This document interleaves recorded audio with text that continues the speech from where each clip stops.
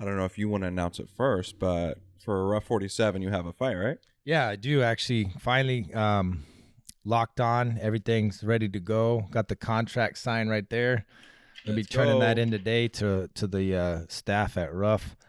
But it'll be my opponent. His name is Matt Stenger, and we will be fighting at 205 pounds. So super excited. This Yeah. is my fourth amateur MMA fight, and it'll be the first fight that I fight at 205 pounds.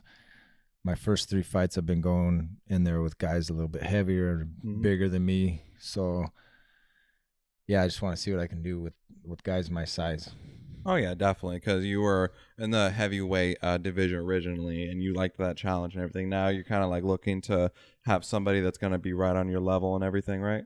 Yeah, exactly. Just give myself the ultimate advantage, and or at least not let them have any advantages as far as their weight. And then it kind of comes more down to skill set, Yeah. at that point. Yeah, exactly. Because I know with light heavyweight, it's definitely a fast-paced division, but you could especially thrive at that. I think for your build too and everything with your background, and then like with Jaime over at Fior's, the way he comments on your skill progression with your boxing, your capability, I feel like you'd really excel at light heavyweight. Yeah, thank you, brother. Yeah, Cool. I feel like it would be it just depends, man. It really depends on who your opponent is.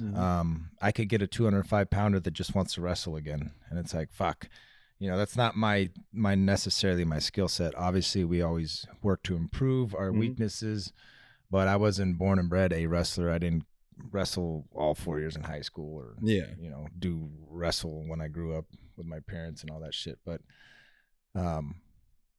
I've put myself down as a bar brawler every fight, and that's what the fuck I go out there and do, man. I just want to get in a goddamn brawl. Yeah, that's the best kind of fights. Yeah, this shit's over quick, man.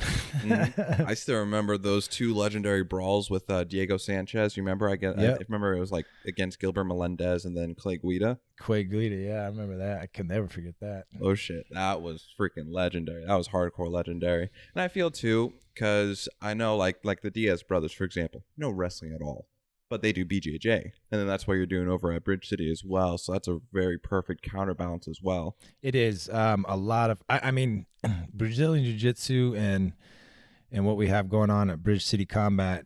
There's nothing really I can replace that with, man. It's the most physically demanding, training that I do, especially when you're in there with a lot of guys rolling round after round after round. You can't really replace that type of cardio workout or that type of strength training or exercising. But I still do need more, foundational wrestling techniques that are just pure wrestling. Everything changes though